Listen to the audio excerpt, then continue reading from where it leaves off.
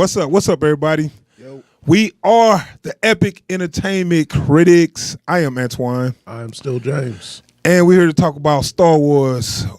We both watched Star Wars, finally. Star Wars The Last Jedi.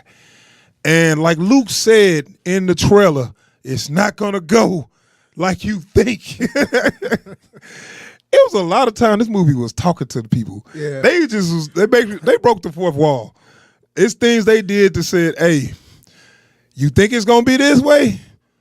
Fuck you. It's going to be that way. Y'all don't run this shit. We run this shit. It's kind of like, that now famous line, that's not how the Force works. Yeah, you really doubled down on that one. Yeah. Because, wow. Oh, God. Because Luke was definitely talking to the audience when he said, it's not going to go like you think. And it really didn't. I saw some confused faces when leaving that theater, man. People was like, Star Wars. I love Star Wars, but I don't know why am I so conflicted right now. Because I didn't end up going until last night after work, but okay. So there's maybe good shit though. So there's maybe 12 people in the theater, so I can hear everyone's individual reaction. That's a good experience. There's a group on the other end of my road that's just like, Man, it's some things that happen in this movie that, and I wish I was with them because they was clown in that movie. Like, you may probably make some new friends. But it was some things that happened in the movie that would made you say, what the hell or what the fuck? But you go with it because the movie kind of had a pace. Yeah. Where once they show you, they give you a what the fuck moment, then they move on to the next thing. So you still kind of tripping off of it, but you too involved in what's going on now. Right. So we gonna break down all this. There was some good moments in the movie.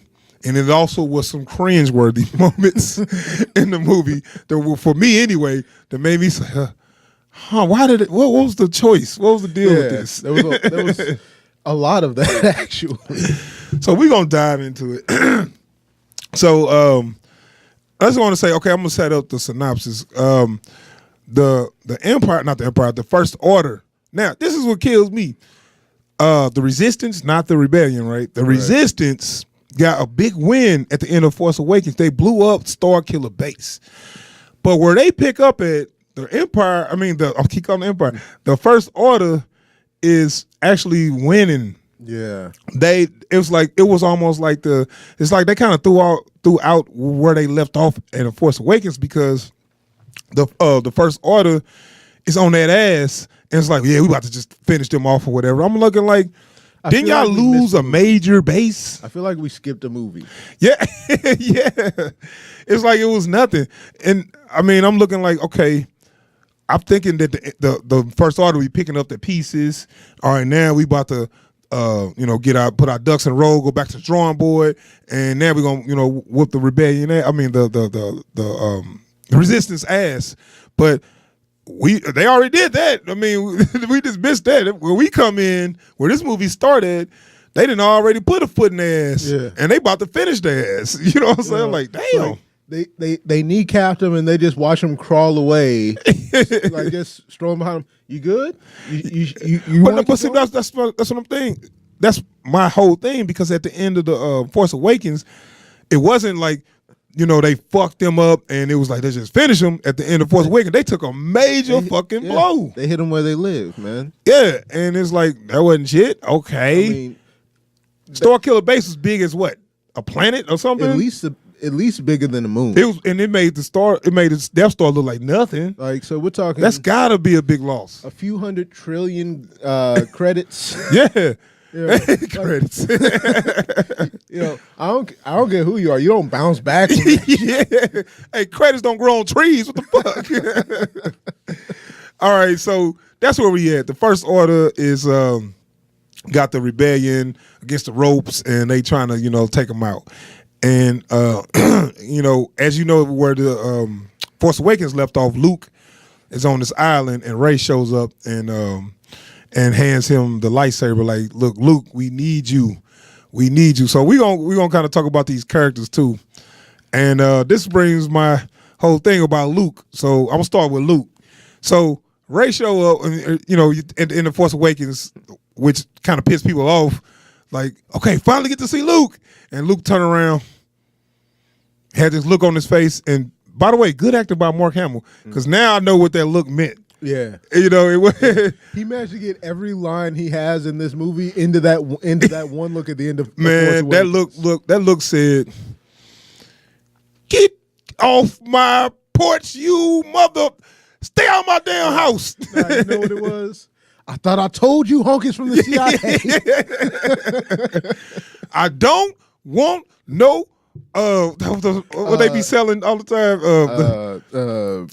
I don't want to be disturbed. Who motherfuckers always go door to door? Telemarketers. Okay, telemarketers. Yeah, he acted like he didn't want to. He acted like he was mad at a telemarketer or a Jehovah's Witness. Like, look, I don't want to be part of your damn religion. Leave me alone. Do not give me no pamphlets, and do not knock on my door. Goodbye. Nah, I'm gonna tell you exactly what it is. The old dude that's become the town drunk. When the pastor come to see him, hey, we haven't seen you at service. Look, man, I told y'all already. I don't need no religion. I got the bottle now. I'm good. So Luke is now a bitter old man. They basically he's like just like. And that the preview said a lot too. Yeah. Time for the Jedi to end. Like, he wasn't just bullshitting. He's like, he just kind of fed up with this shit, man. Rightfully so. I mean, it ain't done him a lot of good. I know. I mean, he did a lot for the galaxy, and then shit just happens, and he was like, what the fuck is the point? You know, he's just to that point. You know, it's like, no, I gave y'all a shot. You fucked up. I did the save the universe bit already. I ain't doing it no. I know, and I kind of feel him too. It's like you did a lot of shit, and it's like, what for? These motherfuckers come right back. You know what I'm saying? I gave everything to this shit, and this what happens. You know, fuck it. You know, y'all kill each other. Let me die in peace on this island. That's kind of like where Luke was at, man. Yeah. So, how did you feel about where he was? How they portrayed Luke, how they wrote him? It's a little weird because, you know, I'm so used to Luke being like a lot like, you know, Obi-Wan, kind of like that, the voice of hope and everything. You know, it's like, but seeing him as a bitter old man, for one thing, like Mark Hamill did his fucking job on that. Yeah, he did a great job acting. You know, but like, I'm sitting there, I'm scratching my head like this feels like a nightmare version of Luke Skywalker, but I'm digging it. Yeah, I mean, you know what? To me, that felt real. Yeah. You know, I mean, it's just to a point, all this, let's save the world shit. Where does it end? Yeah. You know what I'm saying? It's how much of a toll it's gonna take on one person that you keep telling them, you gotta believe the light and all this stuff, but all this shit keep happening, people keep dying. You're like, what's it all for? Yeah. You know what I'm saying? It just get to that point, man. And I feel where his head was at. And I just think that it's a good conflict. It ain't just no light and dark. It's shit in the middle too. You know what I'm saying? Of course. And that's where they kind of relegated to white and black, light and dark. You know, good guy, bad guy. It ain't always just that easy. You know. Right. And that's what which kind of ended up being the voice of the movie. Yeah. I think it was them speaking to the fans too. Yeah. I think it was like, it ain't just like that, man. It ain't no good guy, bad guy, white hat, black hat. Nah, it ain't just like that. So Luke is on this island, don't want to be, he just want to die in peace. And that's when bring in Rey.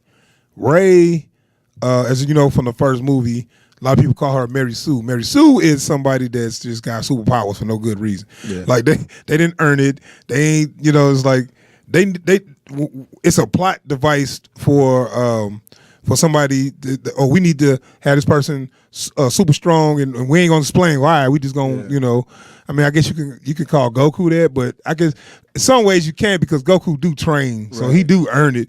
But Rey didn't even train, and she's stronger than everybody. Yeah, like you got a dude who's trained on both sides of the Force for at least 8 years. Yeah. Yeah. You talking about Kylo? Kylo. Right. Yeah. Which you could complain about him being whiny, but he should be super strong with the Force. Yeah. And then Rey comes in, like your boy said, a girl who had never held a lightsaber in her life. We're gonna get into that to the spoilers, but that's a good imitation of Snoop Dogg. I'm gonna give you that. That's such a because I know I'm gonna need you to do that a few more times, but go ahead. Because we raised that point a bunch of times. Like, I don't care how off your game you are.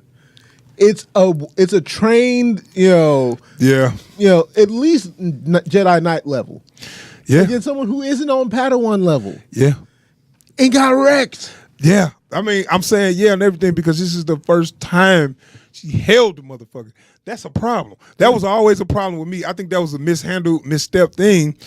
And Mark Hamill was very vocal about that, where he thought, okay, I should be the one to fight him, not her. She's not ready yet. If you want her to train and get to that level, that's fine. But let me take out, or let me at least fight him to a standstill, the main villain in the movie, and that way I get some more screen time in Force Awakens. But no, they didn't want to do that. So, and that's a good point. And one thing I've heard some people saying, well, Rey knew how to fight. I'm like, okay, see that you acting like she was just holding a sword. Yeah.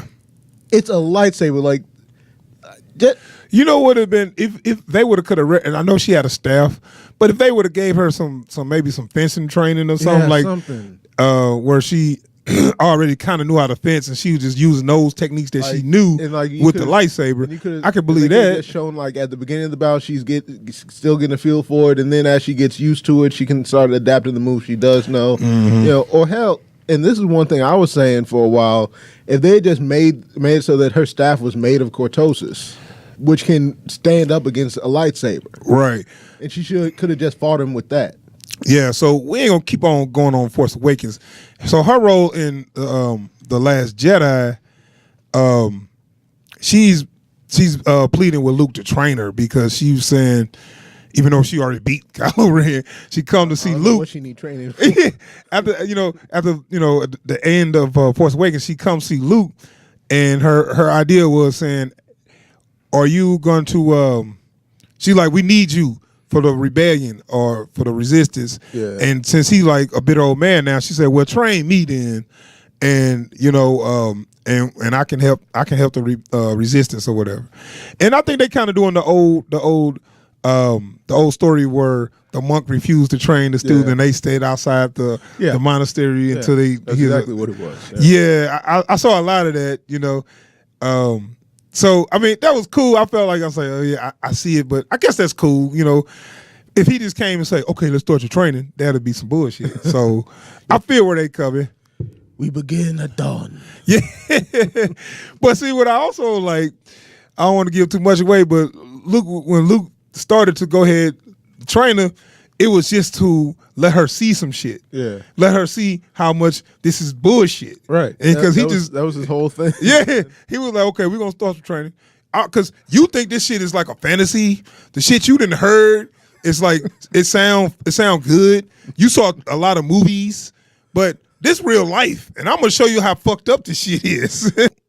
From this point, Rey is trying to train and be the next Jedi, but things happen, and like Luke said, things are not gonna go like you think. So we're gonna move on. We're gonna move on to old Kylo Ren. Kylo Ren, the big dog. And I just want to say one thing though. Kylo, I actually liked him better in this movie than in The Force Awakens. I actually liked him better. Mm. He's actually the same person, and that's one thing that is a plus to Adam Driver's acting. He stayed very consistent on how he plays this character. You know what I'm saying? Yeah. He's still a whiny bitch. But like without the Vader level build up on him, he's a lot easier to take. But see, that's the thing. I'm getting more insight on why he's like that and what's going on in his head. You know what I'm saying? Yeah. He is very emotional, but it's a lot of people fucking with him. It's a lot of people in his fucking head. You know what I'm saying? And I wanted him to be like Vader, this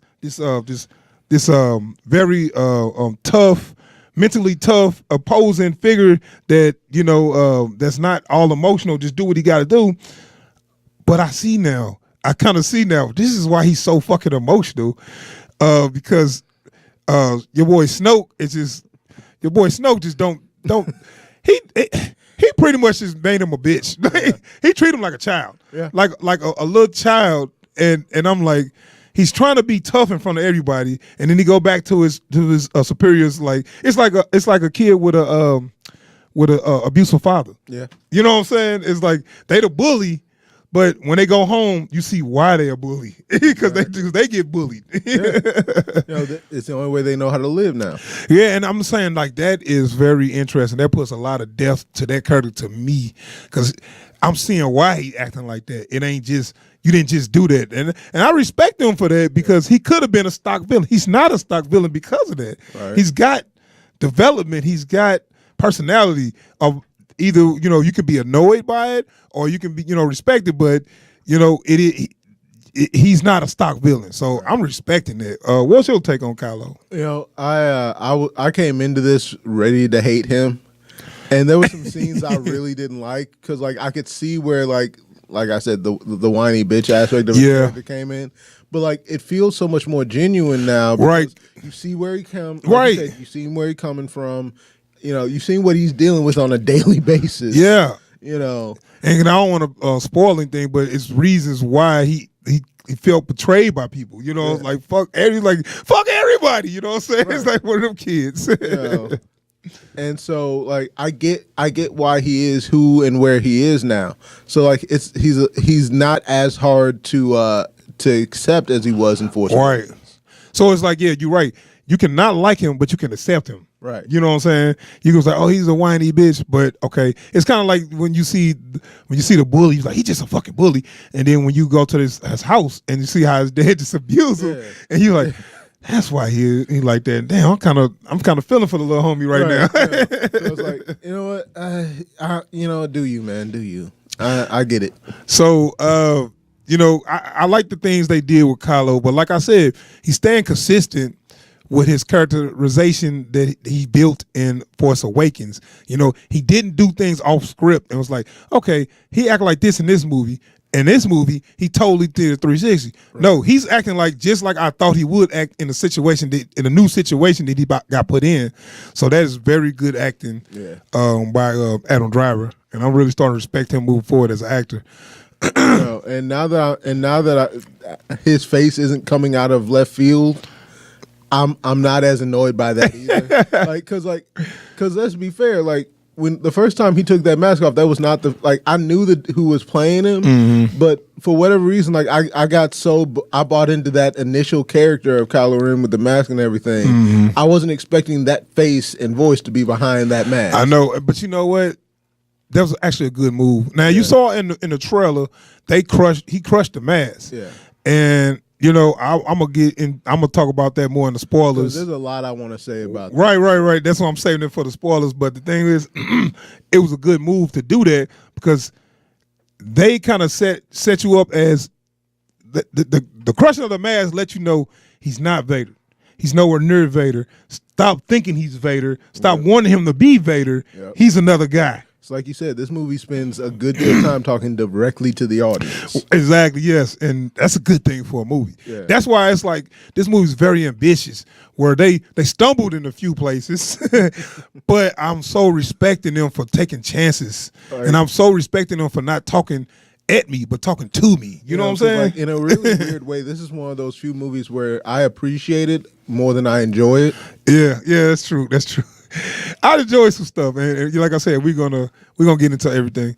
But I like the development of him, and I like the consistency of him too. Right. So I ain't gonna say I turned all the way around on him, but I'm curious to see where he go in the next movie where they left off with him. You know what I'm saying? I don't just hate him. I hated him in the other one. Now it's like I don't hate this guy.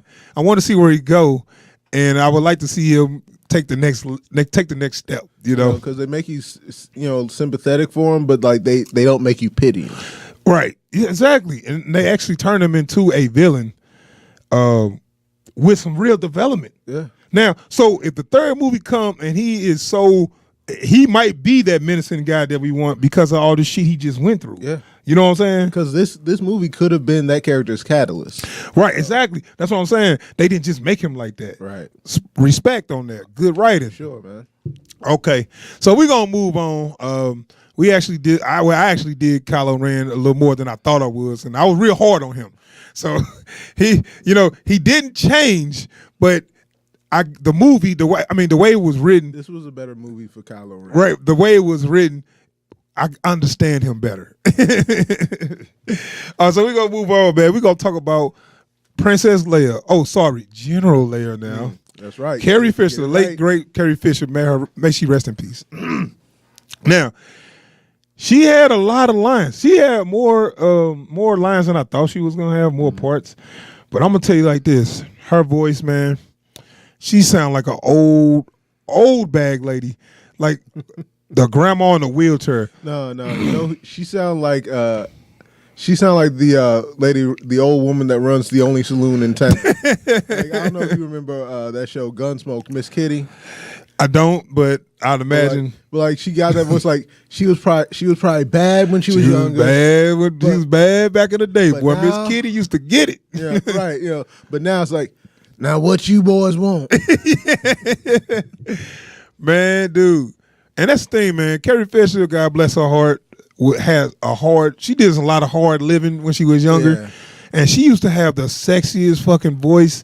I don't know if you ever watched the old New Hope when they do the line reading. They was you know what I'm talking about, when they do what they call when they do test screenings, and they was testing the other actress for Leia. They had like two other ladies in there, and they just, they didn't sound too good, whatever. It was like, come on, reading that material, Yeah. And they showed Carrie Fisher test screening. Man, that voice was so sexy. Like, I'm telling you, when I heard her, I'm like, damn, you got the part. What else you need? Come holler at me. What's good? Hold up. Close that door. You know what I'm saying? Yeah, my name Harvey Weinstein. Close that door, Carrie. Somebody need you to look at right quick. So she used to have the voice, and she used to sing. Her parents, was famous singers. Yeah. So she just had this sexy voice going on, man. And then she had some hard living, because she aged 30 years over than she is, because she's only like, when she made this, she like 58, 59. Yeah. That's not too old, but she sound like she's 90. You know what I'm saying? She's not 60 yet. She's still in the late 50s, and she looked like she about 90. Now, her look ain't so bad. That her just a voice, she got this hunched over shit going on. It's like, come on. Like, Carrie did a little too much hard living when she was younger, man. She did party just a little too hard. Like I said. She spent her youth up quick. Yeah. God rest her soul. I was trying to...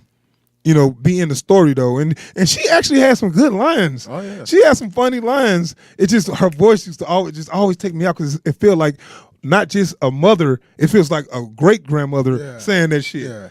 Because that's the feeling I was getting. Because like in the first one, like I got the sense that she had like kind of a matronly feel to her, but like they keyed that up so much in this one. Yeah, like, and it's just like. But see, and her lines kind of match her personality when she was younger, so they stayed consistent with that. Yeah.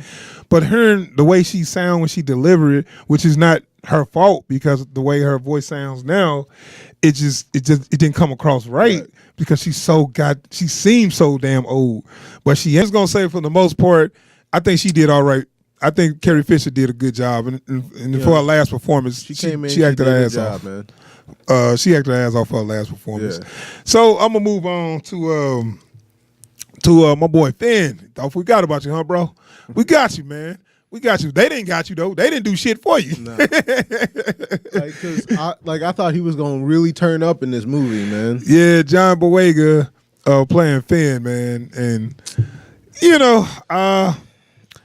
and it's, what, that's the thing, man. I love John Boyega, and he is a supreme actor. I think he's up there. Him, Adam Driver, and Daisy Ridley are like next generation talent actors, man. They are real young, and they real good actors, and I want to see them in more. All three of them, I want to see them in other stuff moving forward.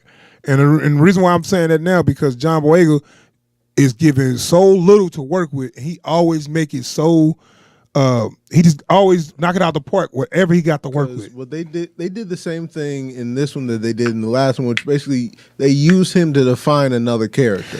Yeah. Oh, you mean Rose's character? Yeah. Well, yeah, I want to say that, but I think it's just they didn't want him with the main character, so they just got another character for him to be with. And speaking on her, since they together, we can put them in the same thing together. Right. She's okay. Yeah. She's kind of just like we wrote this at the last. She felt like we wrote this in the last minute. And there's been, I'd say, a disproportionate amount of love for her on the internet. What do you mean? Like they saying they liking her or they don't like her? Like folks, there's been folks that like, man, Rose saved this movie. I'm like, oh, really? I ain't gonna say all that. She did a pretty good job. I can't remember what the actress name is. Something like Mary Tran or some shit. Mary something. I haven't seen her in anything, but she did a pretty good job for who where she was, and I'm so glad they didn't use no Asian stereotypes in there, like have her do some fucking samurai shit or you know what I'm saying? Like I remember they did that in what's the name? Pacific Rim, which I mean it was okay scene, but they have her with a samurai sword at the end and all that shit. Like, come on, man, go on with that shit. Just because she Asian don't mean she got to be a fucking samurai. Nah, she's a taser samurai though. So I mean, I think they was trying to put some kind of romance between them two.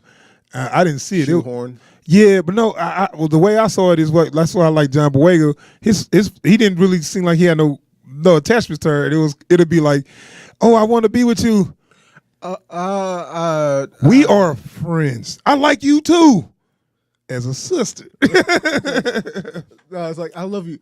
Don't you pass out before I tell you that it ain't like that. Yeah, I mean, she's like a little sister to me. And I mean, I see what they was trying to do with that, but that subplot was so useless. You know what I'm saying? It was. I said that on a lot of stuff in this movie. We don't get to that. Yeah, they got a lot of subplots in this movie that just didn't go nowhere, man. And speaking on that subplot, just real quickly, what you think of Benicio del Toro character? So I'm coming. Well, I mean, we knew it was coming. Yeah.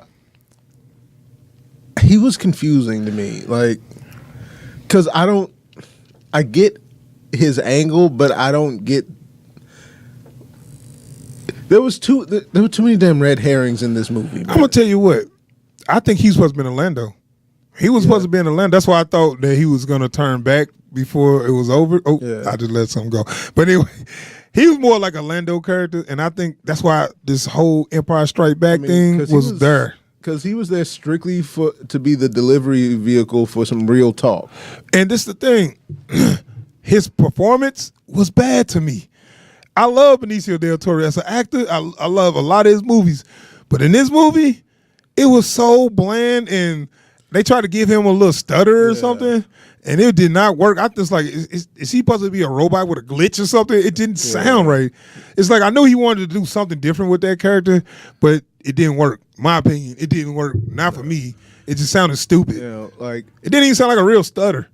Well, that's because he was stuttering with his tongue, and a real stutter that starts in the back of the throat. Anyway, whatever. It sounded stupid. But like, because I think if they just like let him be like your standard career criminal with overly decent skills, then he would have worked a lot better. But his intro was just kind of weak, and I just that's the whole subplot, man. And then they had a subplot with they had to break off from the main crew, and they ended up in this casino, and dude, all the little aliens, and it was kind of like, it felt like the cantina scene, and I think it was kind of homage to it. But the aliens look so fake and stupid looking. It's like, why they got to make all the aliens so dumb?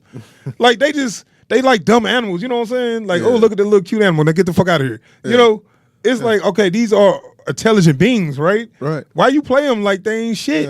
And so like that's a big part of the problem with this movie is there's a lot of stuff that they threw in to try to give it more color, and it just ends up it all ended up just being noise. I know. I mean, I see what they were trying to do, and I guess it was funny. It was fun for the kids, I guess, but it didn't belong in this movie at all, especially because the movie was a dark movie. And then you come to this little casino where everything's all funny and goofy and shit. There's fucking opera singer and the little dude pointing the little gremlin. Yeah, was he pointing the coins and BB-8 and shit? Because he thought it was a slot machine. Yeah, stuff like that.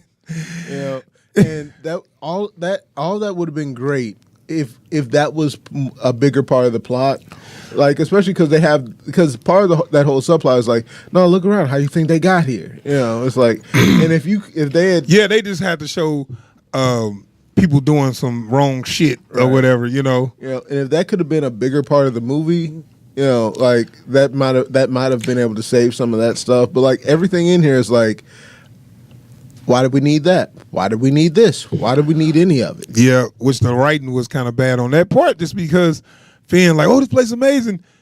That don't match the character. Dude, because his focus was too much on Rey that he wouldn't have worried about that shit. Right. But of course they had to have him worry about that to create this other subplot of showing the bad conditions of how this place is created. Right. You know what I'm saying? So I mean, you made somebody break character just to prove a point, you know, and that's bad writing. You know what I'm saying?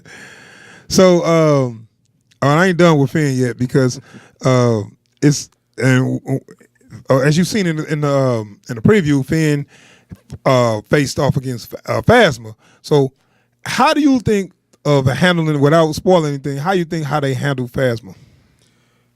Not enough. Man, dude, I swear, I don't know what the hell they don't like. The character don't like Gwendoline Christie, because they've already addressed how well that, because she's basically the Boba Fett of this. Dude, people like the character. People love Gwendoline Christie. It's a good idea. What is the problem? Why, when you got a chance to use her, you waste her?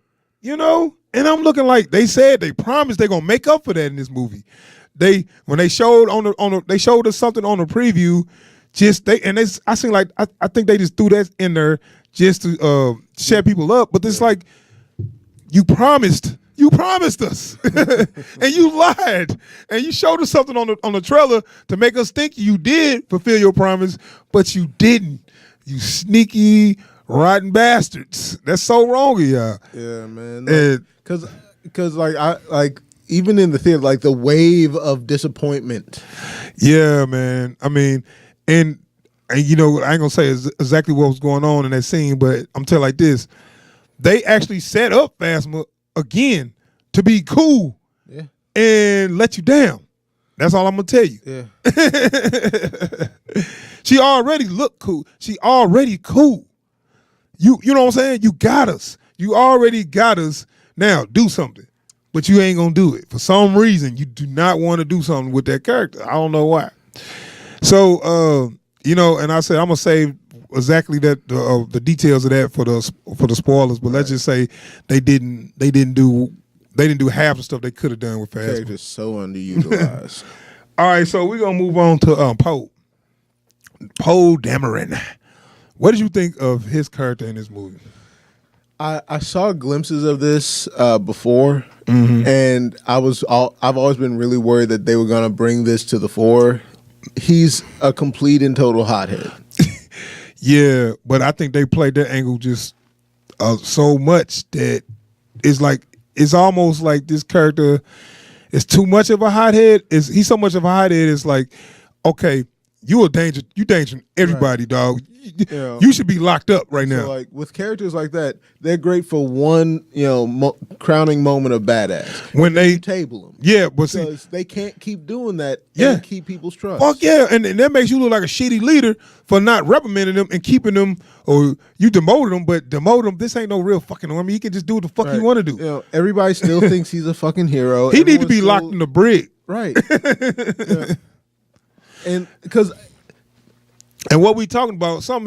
He's like you said, hothead, and he don't follow orders, and stuff he keep doing is causing deaths of a lot of people, and they just kind of overlooked it. Yeah. And he sure don't give a fuck. Oh, we got him. Yeah, y'all. Hey, you see how I did that? Nobody else made it back but you, motherfucker. Don't you give a fuck? And so it's like, it's weird because he's one of those characters. I really want to like Poe Dameron. I really want to like him. But dear God, man, dial it back. But see, the idea of that character, I see it, and it's actually couldn't be cool, but they went too far with him. Because, like, basically what they did, all the good things about Anakin Skywalker, that, like, him being a pilot, him being a little hot-headed, the way he thinks on his feet, they took all of that and built that into Poe Dameron. And which is cool, and the series needed that, but y'all went so far with it that it's almost like, okay, this dude is a danger to everybody. He needs to go. Killed. Yeah, he needs to go. And I'm like, nah, dude, that's not. I'm not cool with this character. Like, you know what I'm saying? Yeah. I'm not. No, y'all went too far with him, man. And it was just like, okay, I just not feeling it. Like, that's my whole thing on that. It's like, I can't suspend my disbelief enough for Poe Dameron. Right. I mean, I can see him doing some stuff once or twice, but he kept doing it through the whole movie. And you need us to like this guy? And because of... You better learn something on the next movie. And because of all of the unrealized subplots in this movie, it then looks that much worse. Yeah. He did have a couple of comedy moments, and which is kind of funny how they have him start off being funny, then they turn him into an asshole. Yeah. It's like, okay, where they want to go with this guy, So I'm gonna move on, man. Move on. Last but not least, Snoke. I'm about to call him Emperor Snoke. Supreme Leader, is that his name? Supreme Leader Snoke. Did we get our questions answered about Mr. Snoke or whatever? Supreme Leader Snoke? No. We didn't get nothing answered. Matter of fact, we raised our hand to ask and we got slapped with a yardstick. Don't worry about it. Just know that I'm pimping in my bathrobe and I'm chilling. And I know, like, because a lot of people are saying, like, no, that's not even how Snoke really looks. He just does that for the hologram. No. My dude do not leave that room. No. Like, dude doesn't even bother getting dressed to talk to. Hey, man. Hey, that's Hugh Hefner. Yeah. Snoke is Hugh Hefner, dog. He had some hoes just left his room. Ladies, I'll be with you, man. I got to deal with this shit. Kylo Ren, get your ass in here. You know what I'm saying? Man. Oh, man. I mean, don't get me wrong, because, like, he was killing the game for a good deal of this movie, man. Like, he was. I was liking him though. Yeah, that's what I'm saying. That shit with General Hux. Man, hey. If you thought General Hux was Weasley on the first one, boy, this boy is a weasel, man. Yeah. They made him so. And look, they said the face he make, he's a parody of a villain. First of all, he is a parody of a villain. No, I'm gonna tell you exactly who Hux is. Oh, he's Starscream. Yeah. That is a good one. That's a good analogy. Because they said he's making the face like smell your own fort face. Like when he talk like to smell your own fort. Yeah, we will take you out. We will leave none of you. He actually was probably the funniest character in the movie, dog. Because the stuff he did, man. My boy act like he's about to pull his gun out, and then when he woke up, sir, he's like, you're such a weasel, man. But I mean, that was a good comedy, but it was kind of out of place to me because you start off a serious movie with this funny shit, like then you get serious, and it wouldn't be so bad, but it's like it's not even just funny. You have a dark, serious movie. I know that's goofy ass comedy. They didn't do that in Empire, right? That's some goofy shit. That was some goofy shit at the beginning, and then you go dark. It's like, man, what tone are you trying to do? You got people getting killed, seriously getting killed, but you got this other dude making jokes, like right after people getting killed. Also, I never need to see another porg for as long as I live. But you know what I'm gonna say about this? That didn't take me out as much as I thought it was gonna be, and I guess we can speak on Chewie since he was always they were just part of the environment. Yeah, and And the minute I got so goddamn tired of those damn things, Chewie said, "Man, get the fuck out of here!" And he cooked one. I'm like, "Bet, eat that motherfucker." Yeah. Like, I want to know what the fucking pork tastes like, man. Like chicken. Ask Chewie. He's like, "Man, you better stop looking at me, man." You can go on to find next, man. And I know you trying to get 8. They're going over there. But damn thing gave him puppy dog eyes. Yeah. But Snoke, man, you didn't get no questions answered, man. He was a stock villain. Yeah. Just I don't know. He to me was way smoother than I thought he was gonna be. He had so much potential, man. Right. When I say smoother, because he was like Hugh Hefner.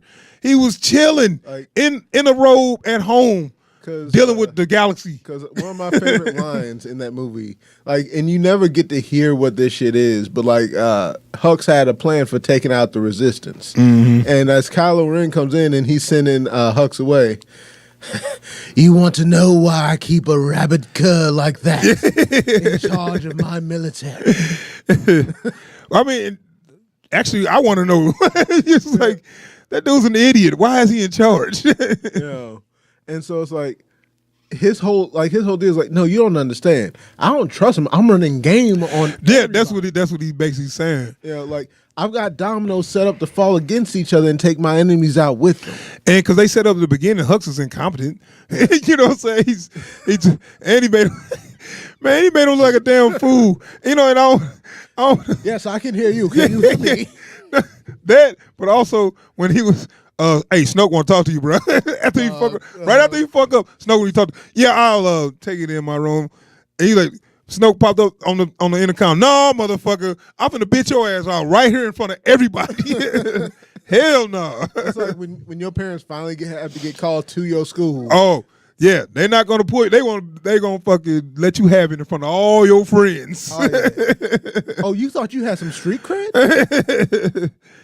Ain't nobody respecting your ass now, bro. So we're gonna wrap up our discussion on that. We're gonna jump into our spoilers. So we're gonna give a rating. We're gonna have a rating for this movie, man. For me myself, give a Star Wars movie, I would love nothing better but to give this an epic. But it didn't make that. It didn't quite make that, man. Nah, it didn't have what it needed. Yeah, so I'm looking like this, man. I enjoyed enough in this movie to push it over an all right, because I could have just gave it a whack for some of the shitty things that happened in the movie. But it's things that happened so good in the movie that it boosted it up. Yeah. So I was like, it's like I could stop at that all right. But it was a couple moments in that movie that I kind of was like, whoa, that was kind of brilliant. Yeah. I give you that. Yeah. But it was far in between though. That's why I'm struggling with my rating, and I might regret this and I might take it back. But you know what? I'm gonna give it a high. All right, I can't even jump to the dope because it's too many things that pull me out. And if I'm gonna give it a dope, it's got to be something that I'm gonna say it holds up as a solid movie. It kind of holds up as a solid movie, but it was a little too long. It was too many parts that did not need to be there. Some of the dialogue was like, what the fuck? And it was some uneven tonish thing going on with that. So for that, I'm gonna give it a higher all right.